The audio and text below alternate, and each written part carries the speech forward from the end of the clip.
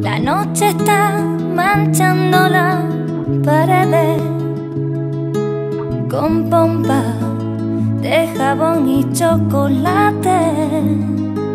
Por Cáceres revienten los claveles para gritar que no, que ya es bastante.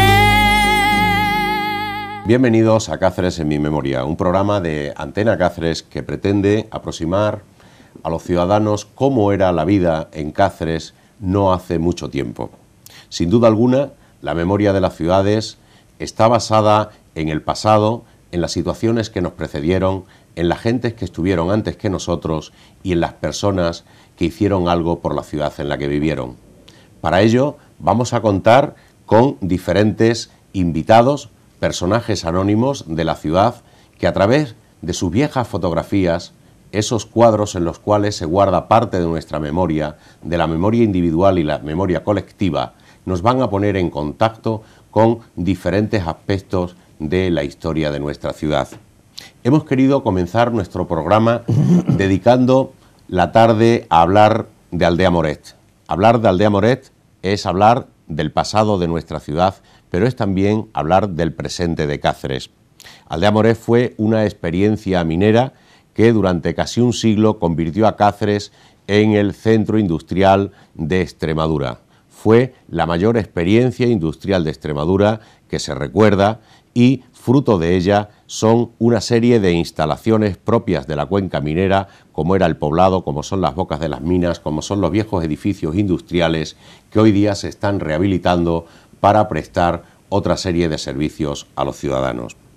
Aldea Moret, sin lugar a dudas, es el punto de encuentro de una parte de la historia de Cáceres, pero también es el punto de partida de la historia personal de muchas familias que se vinieron a trabajar a la minería a nuestra ciudad, a la cuenca minera de Aldea Moret. Y para ello contamos hoy aquí con la presencia de Francisco Luis López Naharro. Paco Luis, para los que tenemos el honor de ser sus amigos y de haber compartido con él muchas horas de charla en torno a Aldea Moret.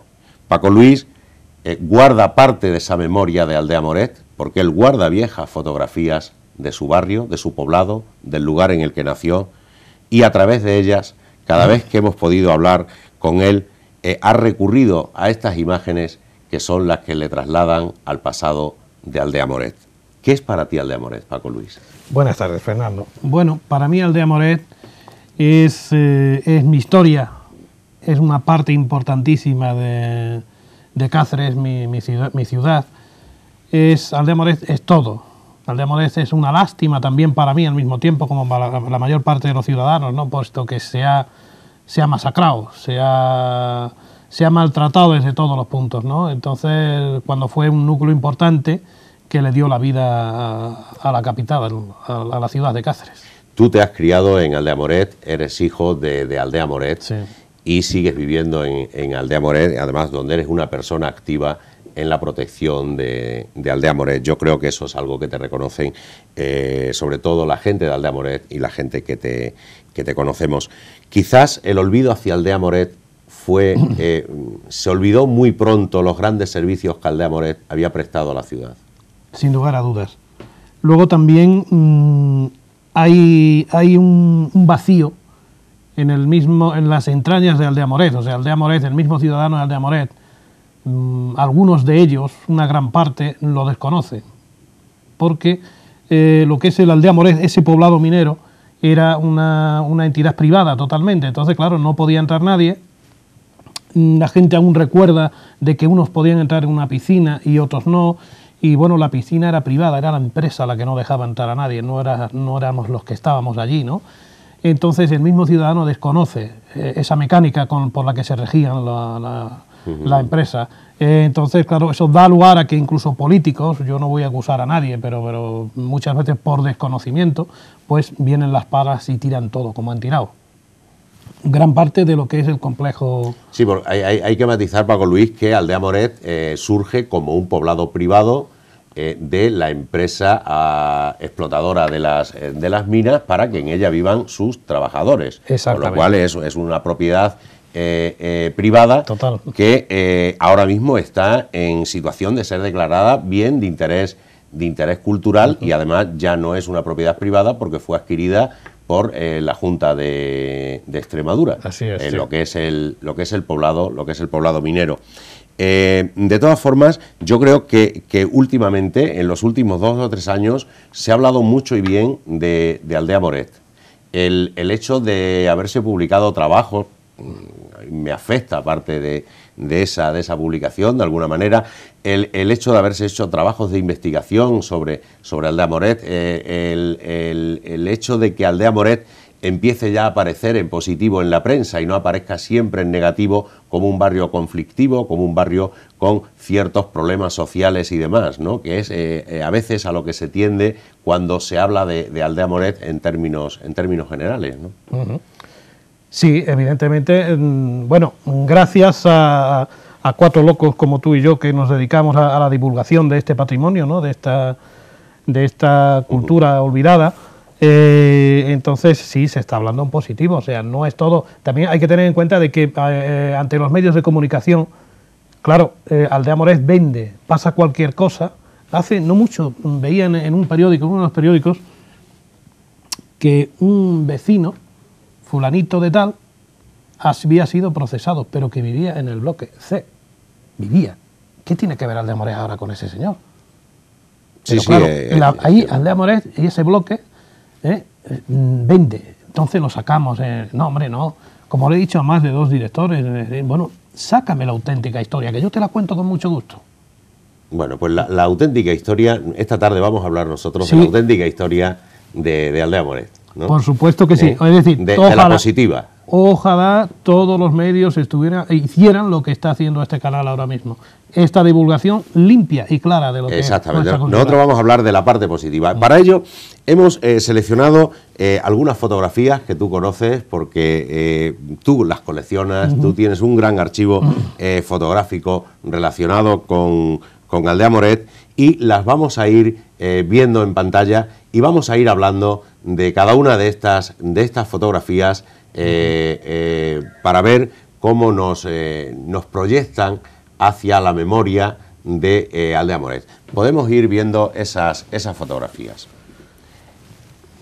Es una imagen aérea, ¿no? Sí, es una imagen aérea tomada desde la parte oeste, la cara oeste del poblado, digamos, del núcleo, donde figura el embarcadero en primer lugar, se ve la pasarela, que se ve muy poco, metálica, y luego la fábrica de madera de pino de Flandes, ya desgraciadamente destruida. Destruida, era de 1913. Es una foto de los años 60, cuando estaba en pleno apogeo la cuenca minera de Aldea Moret y trabajaban solamente en la empresa que explotaba las minas, en la sociedad de fosfatos, trabajaban casi 600 personas, ¿no?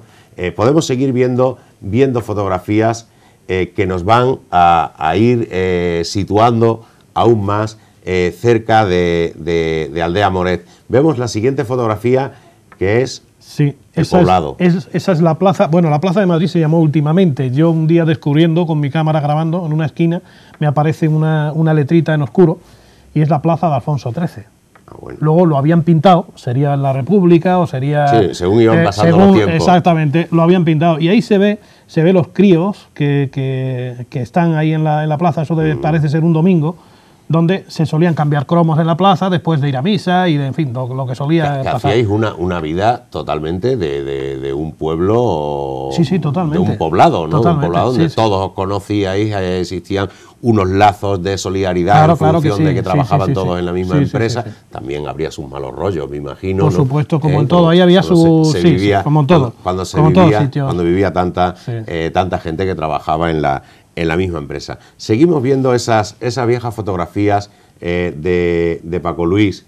El servicio que usabais para desplazaros a Cáceres. Sí, bueno, no lo usaban todos, no lo podían usar todo el mundo. Estaba una furgoneta, un Citroën, con la caja de madera, asientos de madera, que le llamamos la Cirila.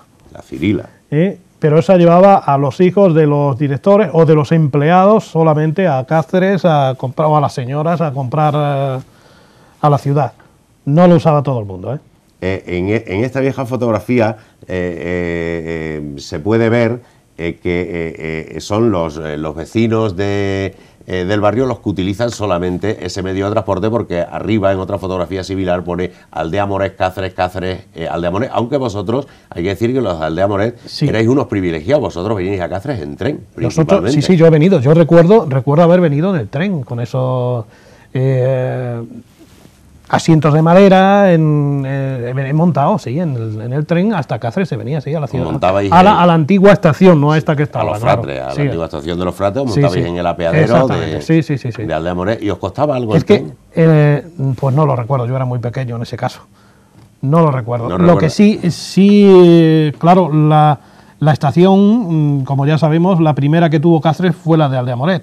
Sí, antes que la... Luego ya quedó la de Fratres, pero como punto muerto. Es decir, ahí había una plataforma donde daba la vuelta a la máquina y retrocedía para atrás. Hasta que luego se abrió la línea, ¿no? Lo que todos sabemos es que Cáceres, el ferrocarril llega a Cáceres gracias a la minería de Aldea Moret. Sí, claro. Si no hubiese sido por la minería, por la actividad minera en Aldea Moret, que necesitaba del ferrocarril para trasladar los fosfatos a Lisboa y desde ahí exportarlos a Europa, quizás el ferrocarril hubiese venido más tarde de lo que vino. Esa es una de las muchas cosas que le debemos a la actividad minera fue comunicar Cáceres, que estaba totalmente aislado, comunicarlo con el resto de Europa, ya que caminaba para Europa el material.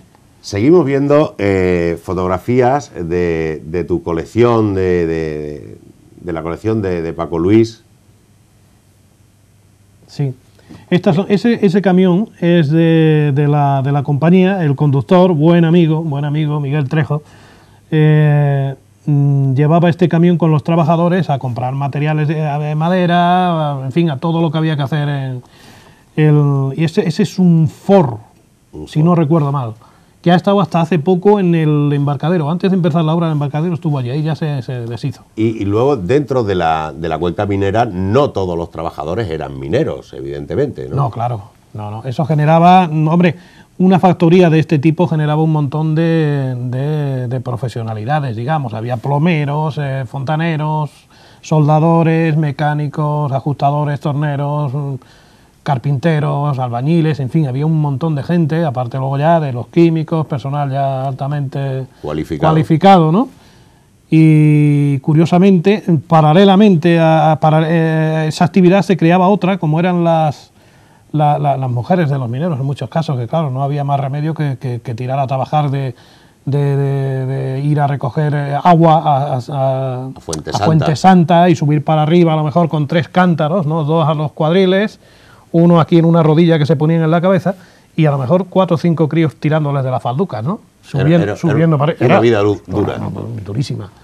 Una vida dura. Durísima. Yo con algunos mineros que he hablado, lo que más recuerdan es la soledad de las entrañas de la tierra, ¿no? Cuando estás a 100 metros debajo del suelo en unas condiciones complicadas en las cuales sabes que puedes perder la vida, ¿no? Una inseguridad total. Seguimos viendo las fotografías que nos están ilustrando sobre Aldea Moret. Una vida también, lo que te decía antes, propia de un pueblo, ¿no? Con sus tradiciones, con sus ritos, como era la romería. Sí. Esta es la procesión de Santa Lucía por los alrededores de la ermita. Y en alguna ocasión ha llegado a traerse al poblado, al kilómetro y algo que lo separa. Eso se hace en mayo, la romería de Santa Lucía, sigue haciéndose aún todavía. ¿Y cuál era el santo o la virgen que metían dentro de la galería? Santa Bárbara. Santa Bárbara. Santa Bárbara es la patrona de los mineros. La patrona.